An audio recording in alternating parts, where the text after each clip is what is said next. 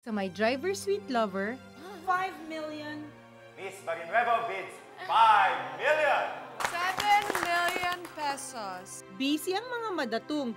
Sold! The antique diamond necklace is sold for 7 million to the lady in black. Have I met you? You look so familiar. I'm Ahmed El Farouk. Pero busy din si Rocky. Pero imbes na maging bida, You look, I catch the mice. Eh di sana hinuli mo yung daga ng tahimik. There's no explanation needed, Miss Barrinuevo. That says it all. Aha, Ma'am Gabi. I catch the bigger mice. yun pala, Ano? Nahuli ka? Tatakas nga po ako, ma'am eh. Ayusin mo yung trabaho mo, ha? I just can't figure out who would do something like that. I wouldn't be surprised kung isa sa mga competitor natin yung may pakana nito. Hindi ako magpapatalo. Lalaban ako. Nakuha ko naman ang attention ni Araceli. That is what's more important. That's what's more important, na makuha mo yung atensyon ni Arceli? Siguro nga may feelings ka pa sa kanya. Sorry kanina, nabigla lang talaga ako. Great job. Salamat po. kaya naman ang ating sweet lover, feeling nasa isang emotional roller coaster.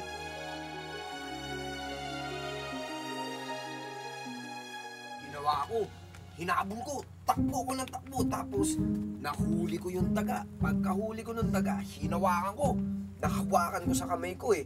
Pagkatapos nun, may plastic ako eh. Pinasok ko sa loob ng plastic, no? Pagkalagay ko doon sa plastic, hinabol ko naman yung yung mokong na yun, yung lalaki.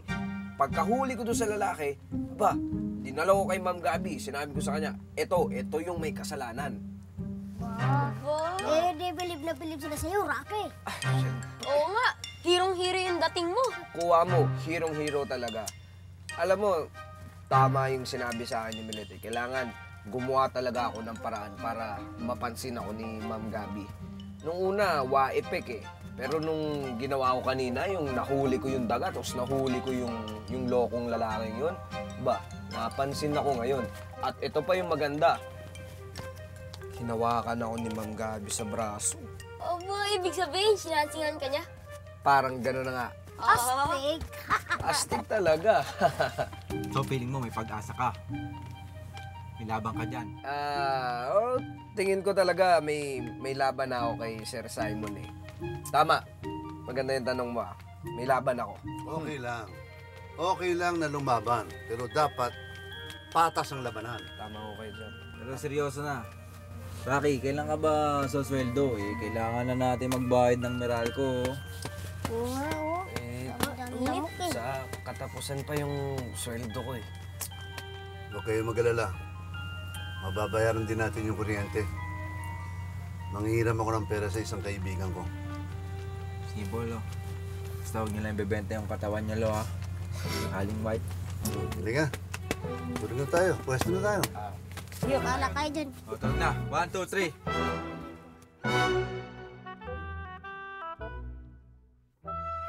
Auring, pangit ba ako? Tapos ano pa naman yung mga tanong niyan? Basta, sagutin mo na lang yung tanong ko. Alam ko mataba ako, pero pangit ba ako? Hindi, no. Ang cute-cute mo nga eh. Tapos tinan mo, puti-puti mo pa.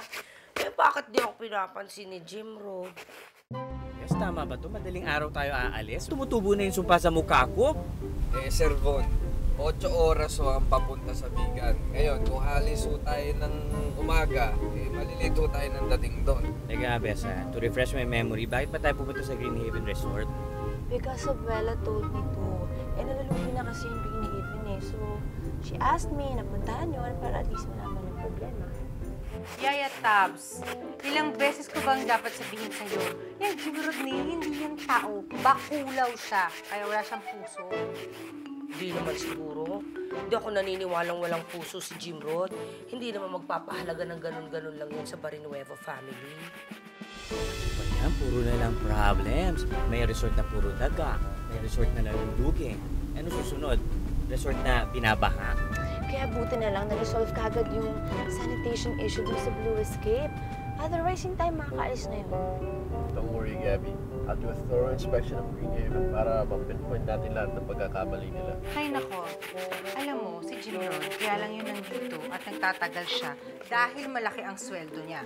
So, ibig ko sabihin, para sa kanya, lahat trabaho lang. Uy, grabe ka naman, Yaki, ha? Basta nararamdaman ko sa puso ko, may puso si Jim Rod. May puso siya. Matigas lang. Sana pansinin niya ako. Alam mo, Yaya Tabs, ha, sad to say, hindi ko talaga malaman at maintindihan kung bakit gustong-gusto mo yung Jim Rod na yan. Ew. Ma'am Gabi, huwag kayong mag-alala. Tutulungan ko po kayo sa problema niyo. Ang sa tingin ko, kaya nalulugi ho yung resort kasi dahil dun sa mga kalaban ho. Rocky, hindi naman siguro tagaing dahilan kung bakit nalulugi yung Green Haven Resort, no? You're so funny talaga, Simon. Ako na kaya manligaw dun. Hoy! Yan naman ang wag na wag mong gagawin. Tatandaan mo, ang lalaki ang dapat lumiligaw sa babae. Hindi dapat ang babae ang liligaw sa lalaki. Pangit yun. Eh, kasi ang manid-manid ni Jim Rod, nakakainis na yung bakulaw na yun, eh. Ikaw, buti ka pa, may manliligaw ka. Eh, ako.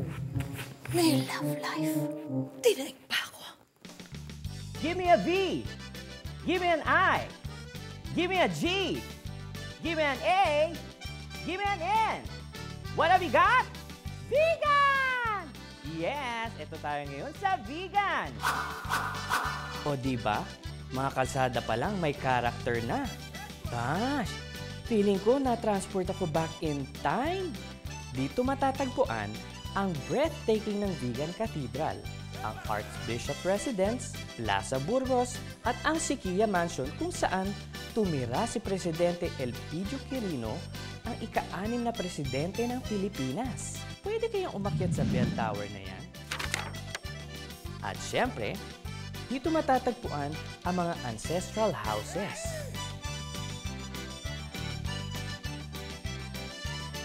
I'm glad nakarating na tayo dito. Truly, enjoy magliwaliw dito dahil educational na, entertaining pa. Ang ganda! It's been a long time. Grabe, ang laki ng pinagbago. Pero syempre, luma pa rin to. First time ko talaga dito sa New York. Ang ganda, Presko. Can we take pictures? Sure. Picture? Yeah, Picture. yan. Sige, halika, picture ho tayo. Rocky, sige mo na kami. Ay, hindi ho Ikaw mag-picture. Kunin mo yung background, na.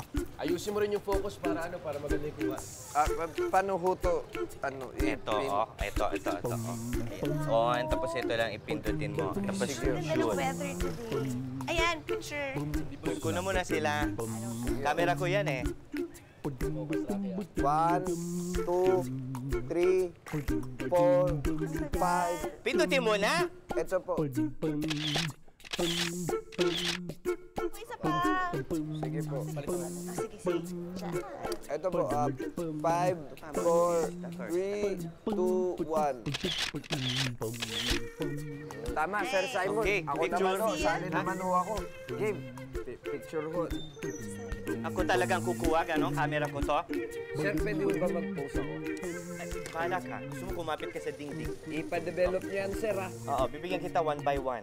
1, 2...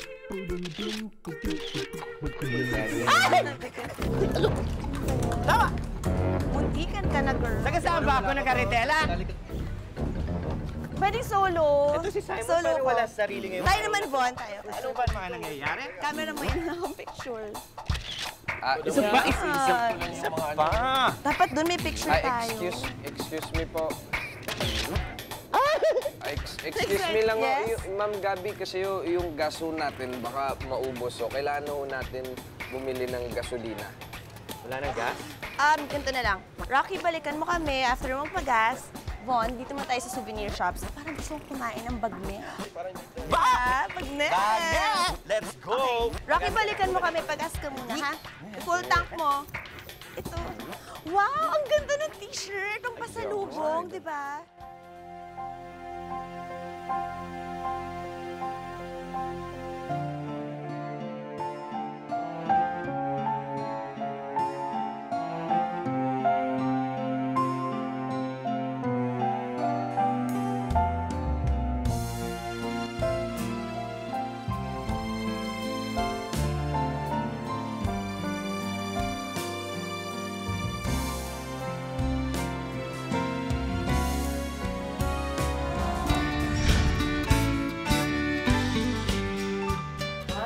I miss this place. Ano ang bakit? Tuwing nandito tayo, feeling ko ako si Manuha. Ay, ito na, oh. Hi. Good afternoon. Carol, this is Simon, the new general manager of Brewscape. Simon, this is Carol, the GM of New Haven. Nice to meet you, Carol. Hi. Carol, ano, tatandaan mo ba ako? Bon? Of course, Sir Boy. Nice to see you again. It's ma'am na, ma'am. And Carol, this is my driver and bodyguard, Rocky. Hi, Rocky. Ma'am, I'm Gina Brothers, the accountant, ma'am. Yes, I know you already. But your work, not yet. Show me the numbers. Nay, Oh, anak. ang dami naman yata niyang nilagang itlog niyo. Huwag niyo sabihin sa akin para kay Mang George na naman yan, saka dun sa mga ampon niya. Hindi. Para ito dun sa mga batang kalye. Ha? Magpapakain naman kayo ng mga batang kalye ngayon? Bakit? Masama ba? Nay, hindi naman tayo ganong mayaman para magbigay na lang ng grasa sa kung kani-kaninong tao. Ma'am, yan po ang sales and expense report for the past 6 months. Ma'am, as you can see, ma'am, 34% ng sales went down and... I know how to read. Okay po, ma'am. Sorry. Pati nga ng mga kuko mo. Ay!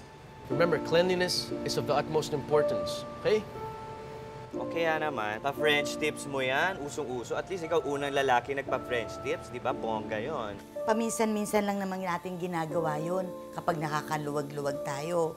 At saka alam mo, maliit ka pang bata, ginagawa na namin ni George to. Kaya wala naman dahilan para itigil namin ito. Iba yung pakiramdam kapag ikaw ay nakakatulong sa kapwa mo. At yung kapitbahay nating si George na yan ang nag-inganyo sa akin para gawin to. Sa ano ang problema mo? Tingnan mo yung uniform mo, gusot-gusot. Di ka ba marunong magdamit ng sarili mo? Sorry, sir. Nagmamadali po kasi ako kanina. Malilate na ako. Kaya hindi ko Mamadali. na-plancha yung polo ko, sir. Dadahilan ka pa eh.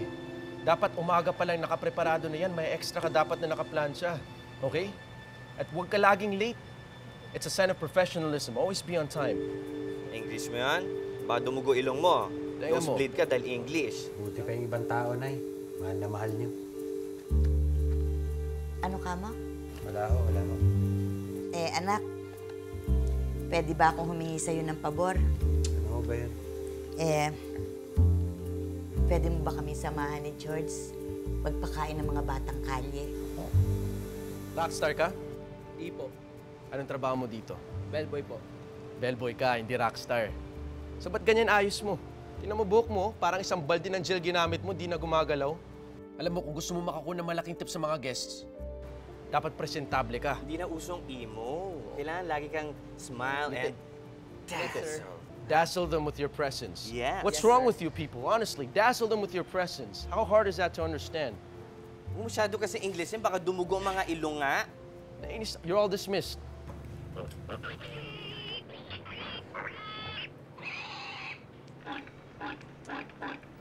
Baboy yun, ah. Rocky, ano baboy? Keep quiet. Pasensya na, ma'am. May baboy kasi. Ibang klase ka, Simon, ha? Napaka-stricto mo pala. Nalulugi ng resort. Kaya lahat dapat ng mali, kahit maliit, itama. We cultivate discipline through the simplest of things. Alam mo ba, parang parehong-pareho kayo ni Gabi. Mapa-ugali, mapa-business. Ano mo bagay kayong dalawa? Hindi ko alam kung paano nakalampas yung mga pagkakamali nila lahat sa mga GM nila. Kaya kailangan kausapin ko ulit si Carol. Sige, okay. Oh, Mom. What is it this time? I'm sad. Till now, I'm a loveless woman with no money of my own. Saan naman galing yung pagiging loveless? Bakit? Totoo naman Ilang years na akong walang, well, love. Lalo na tagal-tagal ng NPA ng Tito Aaron mo. Ah? Ano yung NPA? Haven't you heard of a non-performing asset? Oh! Matagal na siyang isang lantang gulay na walang pakinabang.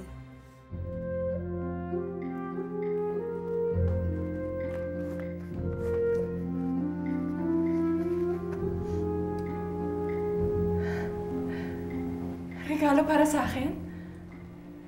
Colleen, this for someone special. Sino? May iba ka pa bang babae? Ikaw lang. Ibibigay mo to, so don't mess up with this, okay?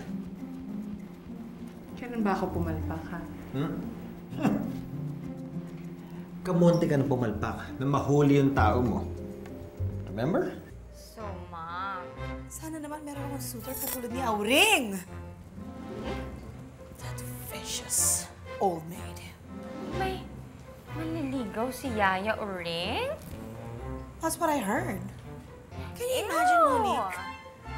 Yung katulong may love life, samantalang ako, this being, wala. No one to hold me and take me. Take me. No one.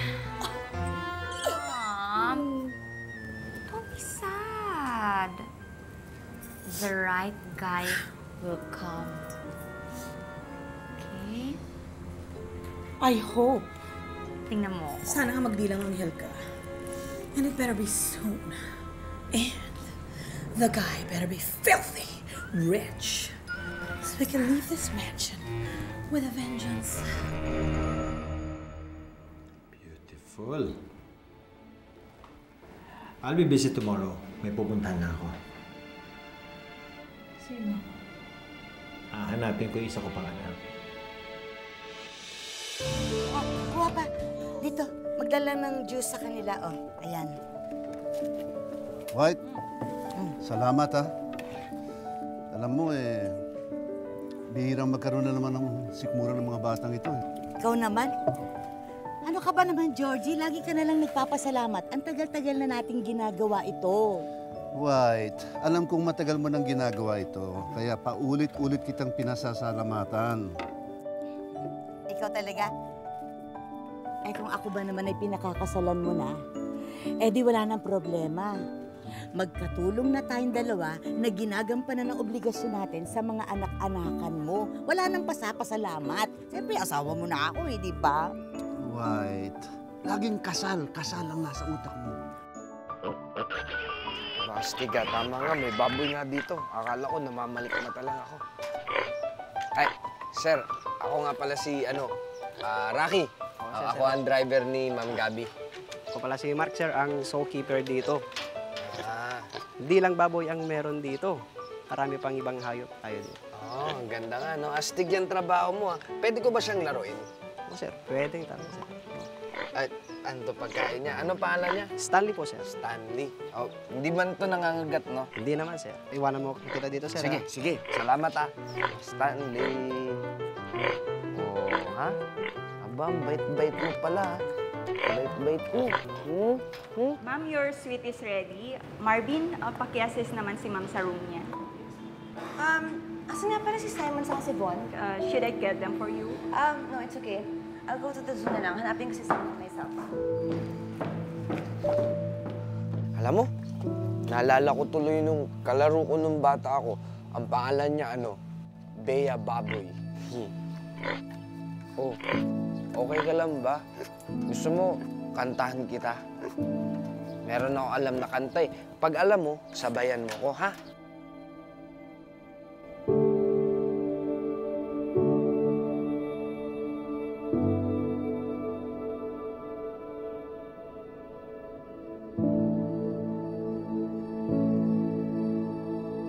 Halika dito, kakantahan kita. Maliit na bilog, maliit na bilog, malaking bilog. Maliit na bilog, maliit na bilog, malaking bilog. May isang buntot, may isang buntot. Oink, oink, oink. Oink, oink, oink. Maliit na bilog. Maliit na bilog. Maliit na bilog, maliit na bilog, malaking bilog. Maliit na bilog. Maliit na bilog.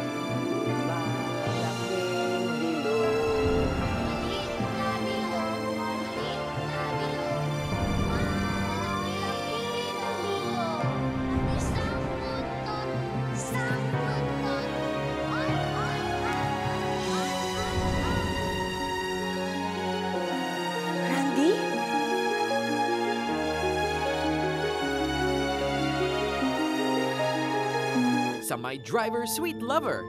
May ring! Nasa panganib si Gabby. Nakita niyo ba si Ma'am Gabby? Rocky, di ba ikaw personal bodyguard ni Gabby? Di ba dapat binabantayan mo siya? O si Prince Charming. Mamaya na, punta ko rin si Gabby. Ma'am Gabby, na ako!